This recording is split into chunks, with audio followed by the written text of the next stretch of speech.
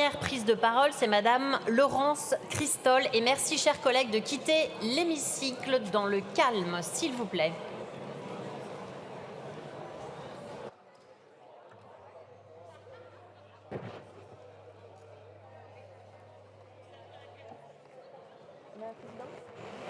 Oui. J'attends ou j'y vais? J'attends ou j'y vais? Ah, c'est vous qui me sentez? C'est vous la présidente? Je peux y aller?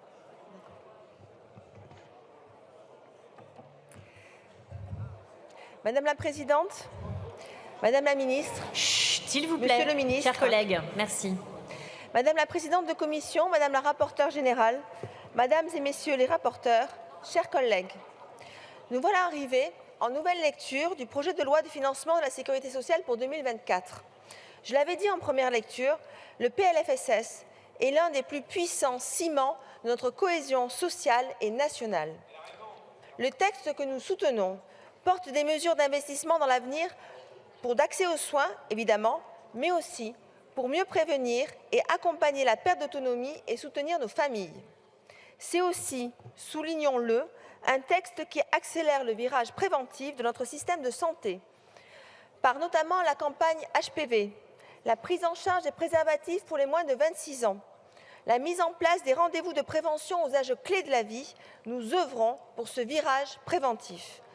Je pense aussi aux progrès que porte ce texte pour nos établissements de santé et nos soignants, avec une revalorisation des salaires et un plan d'attractivité pour les personnels à hauteur de 1,7 et 1,1 milliard d'euros, mais aussi avec la disparition du tout T2A que beaucoup appellent de leur vœu depuis si longtemps. C'est ce PLFSS qui le fait. Et car nous voulons un système de protection sociale pérenne, nous refusons les tabous que certains voudraient voir perdurer et soutenons pleinement les mesures de lutte contre les fraudes. Contrairement à une idée que certains voudraient véhiculer, nous avons su débattre et travailler en commun sur ce PLFSS. Comme le rappelait notre collègue Jean-François Rousset, au terme de l'examen de la première lecture, plus de 30 mesures venant des groupes d'opposition ont été retenues. Le groupe Renaissance a été force de proposition pour participer à l'amélioration de ce texte.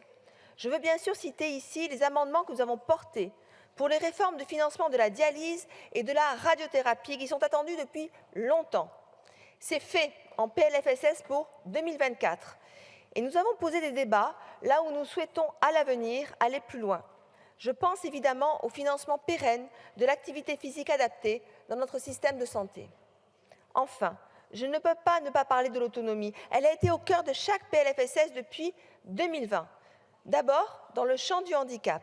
Ce PLFSS traduit les engagements pris au plus haut niveau de la Conférence nationale du handicap, avec bien sûr les 50 000 solutions nouvelles, la création d'un service précoce de repérage et d'accompagnement, mais aussi le remboursement tant attendu des fauteuils roulants.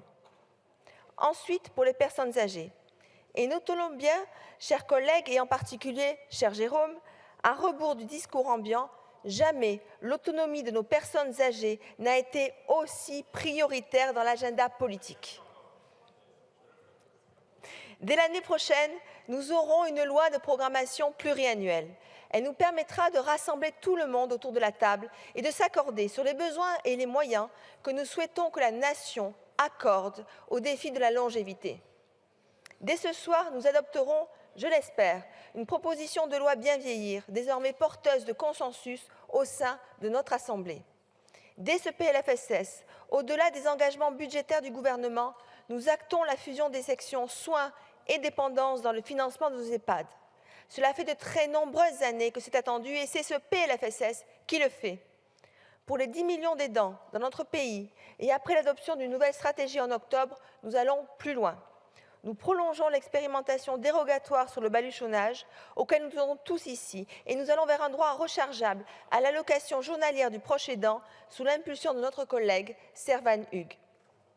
Pour conclure, c'est bien ces mesures concrètes et leur application future qui intéressent les Français et qui devraient être au cœur de nos discussions, pas la théâtralisation de nos débats.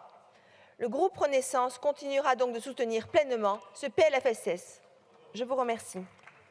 Je vous remercie. La parole est maintenant à Monsieur